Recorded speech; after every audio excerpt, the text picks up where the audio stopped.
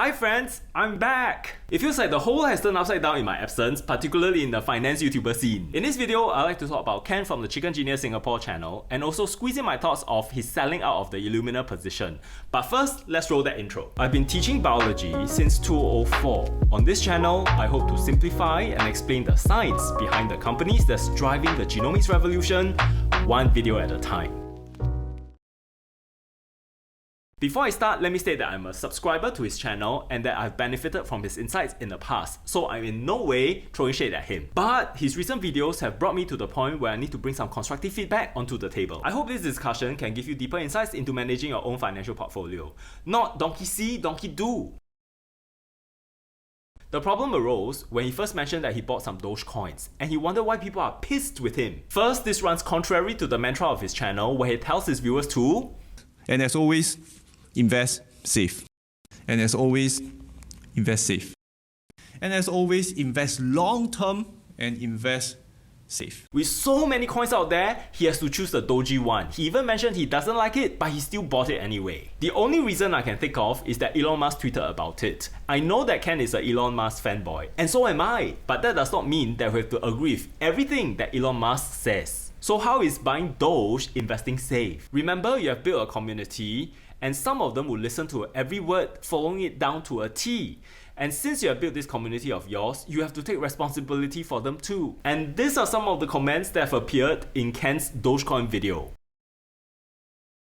Strangely, I'm now going to defend Ken's Dogecoin decision, even though I hate it. Do you get it? I think that when people follow Ken's every move, they don't understand that he lives a very different life compared to the average person. If I'm not wrong, he's already a multi-millionaire with stable streams of recurrent income. At this stage of his life, he should already have achieved FIRE.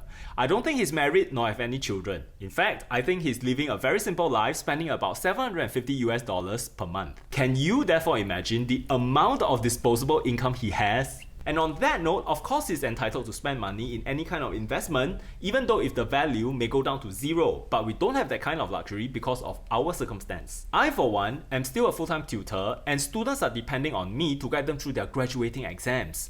I cannot be in financial ruins and do the best for my students, can I? So my margin of error is therefore much more narrower. And so, you have to take your context into account when you're trying to mimic his moves. At this point, Ken likes to say, you burn, I burn more. This is a genius move because it is true.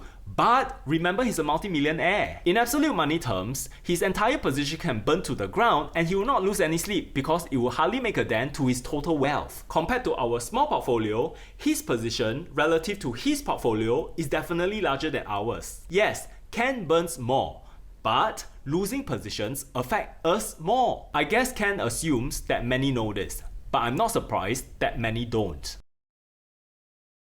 The next problem is that Ken started talking about investing in some crypto coins, bringing the thesis of huge potential upsides. But this is also a time where crypto scams are at its peak. I will link to CoffeeZilla talking about one of them in the video description below. Whilst Ken have brought rationality to buying stocks like Tesla, the recent push to DFI and nano coins are perplexing. Because last I checked, you cannot buy these coins easily. In most circumstances, you have to first get the bitcoins and then send them over to another exchange that would deal with these coins. There's several hoops to jump through and many points of potential failure. Then, Ken suggests yet another platform after that called Cake DeFi, where you can stake your coins. This represents an additional layer of risk on top of what I've already mentioned earlier. Cake DeFi is a Singaporean startup involving Julian Hoss. There's quite a bit of history and I'll put links in the video description below. Please do your due diligence. I don't have time to dive into Nano as this is not a crypto channel, but if you are interested, I'll put another link in the video description below. Look, I'm not trying to say stay away from crypto. In fact, I hold some Bitcoin myself.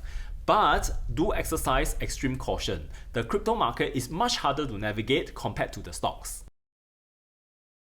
And yes, Ken's 100% trade record is quite impressive. Every trade I disclose has been profitable. My portfolio in the past year also did very well too. I did not lose a single cent, and this is in part attributable to Ken. And for that, thank you. But guess what? I opened new positions in Beam Therapeutics, Cloudflare, and some Singaporean listed stock. And every single one of them are still up. You know why? 2020 was a bull market. I do not take any credit for the wins. Whilst I'm really appreciative, I also like to call out the reasons Ken mentioned in his selling out of ILMN back in 2020. Link to his analysis in the video description below. As I heard his analysis, I've decided not to even consider ILMN back then without realizing what an opportunity I missed. As a sector specialist, I failed to do my own due diligence. I've trusted his opinion over my own. Looking back, Ken mentioned that ILMN's second quarter of 2020's results were disappointing.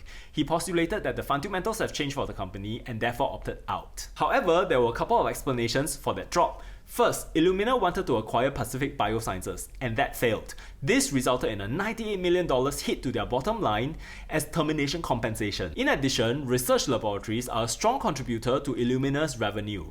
During peak infection last year in 2020, majority of them are closed, and the remaining medical labs which are open are actually testing the viral genomes, which therefore contributed to ILMN's revenue. Now that things are opening up, just look at the difference in performance between ILMN and Pacific Biosciences.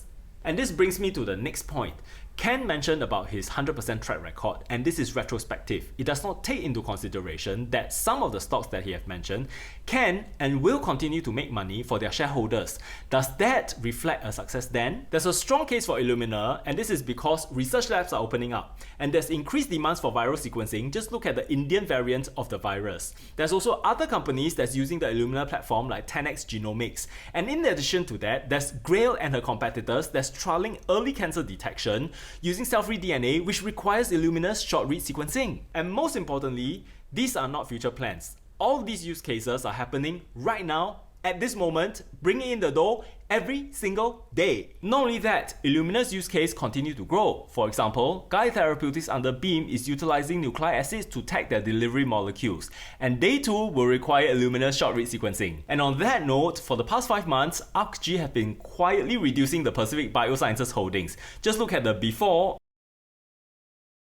and after. Having said all of that, I still respect Ken and I'm still subscribed to his Chicken Genius channel. However, I hope that this video is a reminder to all to be a bit more careful and to consider your own situation. Do not cut, copy and paste wholesale. And I also hope that Ken, if you see this, that you will take it as a constructive feedback as you take your channel to the next level. Your past videos have inspired me to do better for my community that I'm starting to build, however small it is right now. To all of you who have been supporting this channel, thanks for your support. I'm still really busy right now, but I've decided to use every spare moment that I have to make informative videos for you. For this month, I'll do more talking style videos, and there's one more in my bag. Once July hits, I'll be resuming the weekly Friday releases. Stay tuned for it. Finally, Beam Therapeutics have released some interesting news, and I can't wait to cover that. And for those of you who are interested, I still hold on to my positions of Beam Therapeutics and ILMN, and they have not changed. May the genomic revolution take over the stock market in 2021.